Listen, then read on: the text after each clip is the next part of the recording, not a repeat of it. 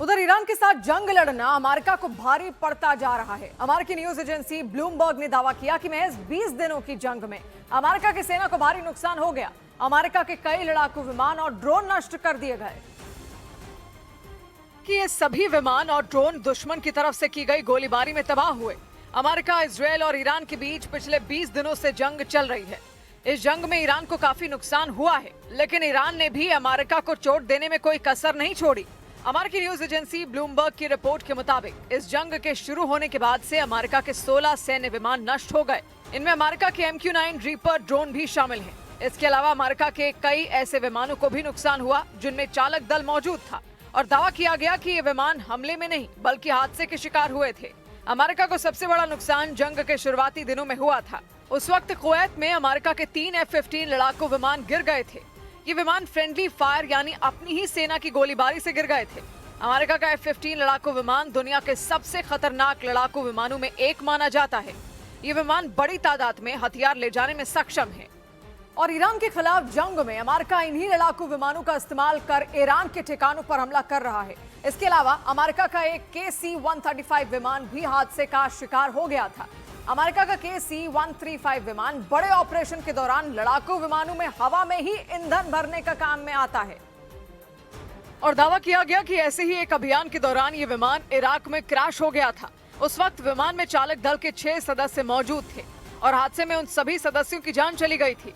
इसके अलावा सऊदी अरब में हुए ईरान के हमले में भी 5 KC-135 विमानों को नुकसान हुआ था। इसकी वजह से अमेरिका को बड़ा झटका लगा था। ईरान की तरफ से गिराए गए विमानों और ड्रोन में MQ-9 रीपर भी शामिल है। अमेरिकी न्यूज एजेंसी ब्लूमबर्ग की रिपोर्ट के मुताबिक ईरान के एयर डिफेंस सिस्टम ने 9 MQ-9 रीपर ड्रोन हवा में ही नष्ट कर दिए थे, जबकि एक ड्रोन जॉर्डन के एक एयरबेस पर हुए मिसाइल हमले में नष्ट हो गया था। इसके अलावा 2 और ड्रोन अलग अलग जगहों पर हुए हादसों का शिकार हो गए थे। MQ-9 रीपर ड्रोन का इस्तेमाल ज्यादा जोखिम वाले अभियानों के लिए किया जाता है क्योंकि इनमें पायलट नहीं होता। इस ड्रोन को निगरानी करने और हमला करने दोनों के लिए इस्तेमाल किया जाता है। और इसके बाद ईरान ने अमेरिका के F-35 लड़ाकू विमान को भी तबाह करने का दावा किया। हालांकि अमेरिका ने इस दावे से इनकार कर दिया। अमेरिका के मुताबिक उनका F-35 लड़ाकू विमान पूरी तरह तबाह नहीं हुआ, उससे बस थोड़ा बहुत नुकसान हुआ है। लेकिन एक के बाद एक कई विमानों को हुए नुकसान से साफ हो गया कि ईरान से जंग लड़ना अमेरिका को महंगा पड़ गया। अमेरिका ईरान के खिलाफ जंग में हर दिन करोड़ों रुपए फूंक रहा है। वो ईरान के खिलाफ अपने सबसे आधुनिक हथियारों और गोला बारूद का इस्तेमाल कर रहा है। न्यूज एजेंसी रॉयटर्स के मुताबिक अमेरिका ने जंग शुरू होने के 6 दिनों में ही लाखों करोड़ों रुपए खर्च कर दिए थे, लेकिन इसके बाद ईरान में छिड़ी जंग खिंचती चली गई और दावा किया गया कि इसीलिए अमेरिका के रक्षा मंत्रालय ने ट्रंप सरकार से बजट मांगा। न्यूज एजेंसी रॉयटर्स के मुताबिक अमेरिका के रक्षा मंत्रालय ने 20,000 करोड़ डॉलर यानी भारतीय रुपयों में करीब 18 लाख करोड़ रुपए का बजट मांगा। इसके अलावा यह भी दावा किया गया कि अमेरिका पश्चिम एशिया में और ज्यादा अमेरिकी सैनिकों की तैनाती के बारे में भी सोच रहा है। और इसके बीच ईरान ने अमेरिका के F-35 फाइटर जेट को हवा में ही तबाह करने का दावा किया। हालांकि अमेरिका ने उसके दावे को खारिज करते हुए जानकारी दी कि उसका लड़ाकू विमान पूरी तरह तबाह नहीं हुआ बल्कि उसे सिर्फ नुकसान पहुंचा है।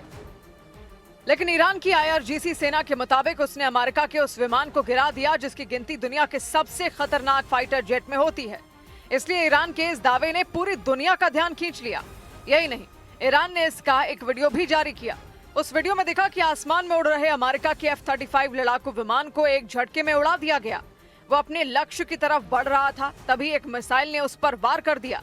इसके बाद तेज धमाका हुआ और दावा किया गया कि अमेरिका का ये लड़ाकू विमान वहीं तबाह हो गया।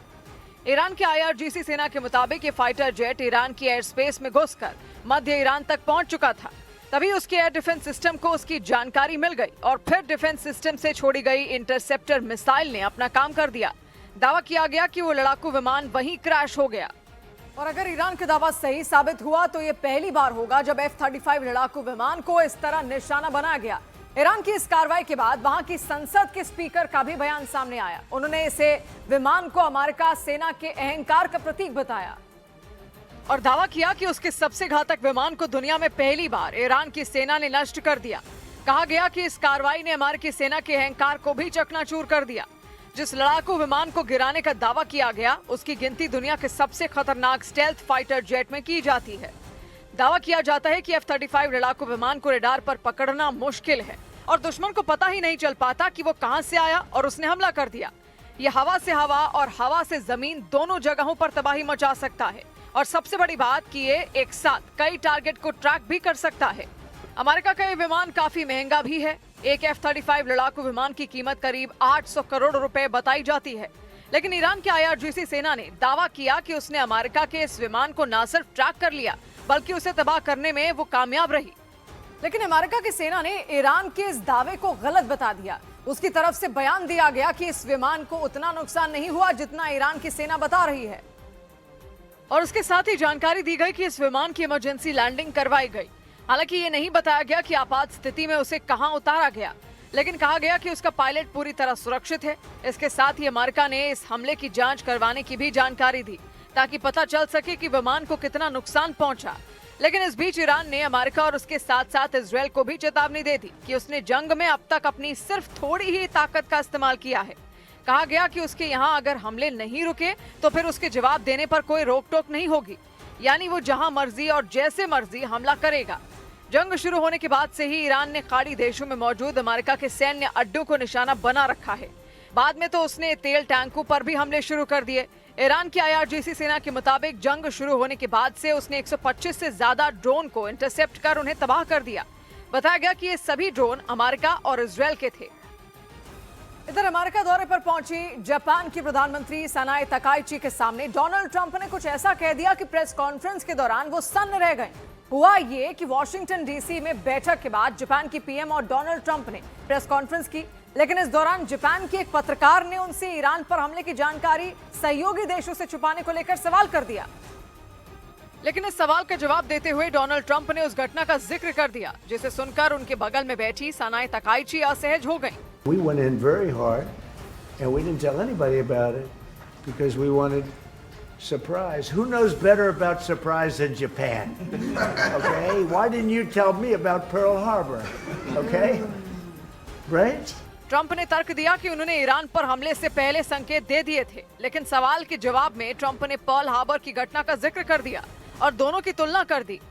No, you believe in surprise, I think much more so than us. And we had to surprise him, and we did. Donald Trump ने जिस पर्ल हार्बर हमले का जिक्र किया वो घटना 7 दिसंबर 1941 को घटी थी। अमेरिका के नौसैनिक अड्डे पर जापान ने अचानक हवाई हमला कर दिया था और सुबह सुबह बमों की बारिश कर दी थी। अमेरिका की जमीन से पर्ल हार्बर दक्षिण पश्चिम में दूर समुद्र के बीच एक छोटा सा टापू है। कैलिफोर्निया से पर्ल हार्बर की दूरी करीब 4200 किलोमीटर है। हालांकि वहां पहुंचने के लिए या तो हवाई यात्रा करनी पड़ती है या फिर समंदर के रास्ते जाना पड़ता है। अमेरिकी नौसेना ने वहां पर अपना एक बेहद मजबूत बेस बना दिया था। लेकिन 7 दिसंबर 1941 की सुबह सुबह इस शांत टापू पर 2 घंटे तक ऐसी बमबारी हुई थी जिसने दूसरे विश्व युद्ध का रुख ही मोड़ दिया था, क्योंकि पर्ल हार्बर हमले ने न केवल दूसरे विश्व युद्ध का समीकरण बदल कर रख दिया था, बल्कि आगे चलकर इस हमले को जापान पर हुए परमाणु अटैक की वजह माना गया। क्योंकि पर्ल हार्बर हमले के ठीक 4 साल बाद 1945 में अमेरिका ने जापान को वो जख्म दे दिया जिससे उबरने में उसे कई दशक लग गए। अमेरिका ने दूसरे विश्व युद्ध के दौरान जापान के हिरोशिमा और नागासाकी शहर पर जब परमाणु बम गिरा दिए थे, उस वक्त इसे पर्ल हार्बर हमले का बदला माना गया था। जापान ने 1 घंटे और 15 मिनट तक अमेरिका के पर्ल हार्बर पर बमबारी की थी। जापान के इस हमले में पर्ल हार्बर पर तैनात अमेरिका के सभी 8 जंगी जहाज पूरी तरह तबाह हो गए थे। उनमें 4 तो समंदर में डूब गए थे। द्वितीय विश्व युद्ध में अमेरिका की किसी जमीन पर यह पहला हमला था। जापान के इस हमले में 2400 से ज्यादा अमेरिकी जवान मारे गए थे। इसके बाद अमेरिका पूरी तरह से दूसरे विश्व युद्ध में शामिल हो गया था। माना गया कि उसने जापान पर परमाणु बम गिराकर अपने गुस्से की आग को शांत किया था। यानी पर्ल हार्बर हमले ने अमेरिका और जापान के बीच दुश्मनी की वो खाई बना दी जिसे पाटने में कई दशक लग गए। डोनाल्ड ट्रंप ने जापान की PM के सामने उसी हमले का जिक्र करते हुए ईरान पर किए गए अपने हमले को जायज ठहराने की कोशिश की। उधर रूस के विदेश मंत्रालय ने इजरायल के दूतावास को पत्रकारों पर हुए हमले के मामले में फटकार लगाई। रूस ने पत्रकारों पर हुए हमले को जानबूझकर किया गया हमला बताया। एक दिन पहले दक्षिणी लेबनान में रूस के एक न्यूज चैनल के रिपोर्टर के सामने मिसाइल गिरी थी जिसमें वो और उनके साथी बुरी तरह जख्मी हो गए थे। और इसी बात से नाराज रूस के विदेश मंत्रालय ने इजरायल के दूतावास को फटकार लगा दी। रूस ने उन पत्रकारों पर हुए हमले की निंदा की और इसे अंतर्राष्ट्रीय कानून का उल्लंघन बताया। आरोप लगाया कि उनके पत्रकारों पर जानबूझकर हमला किया गया। एक दिन पहले रूस के न्यूज चैनल रशियन टेलीविजन के वो रिपोर्टर दक्षिणी लेबनान में लाइव रिपोर्टिंग कर रहे थे। तभी उनके पास मिसाइल हमला हुआ। मिसाइल गिरते ही वहां जोरदार धमाके की आवाज सुनाई दी थी। Further rocket attacks were reported against Nahariya and admitted.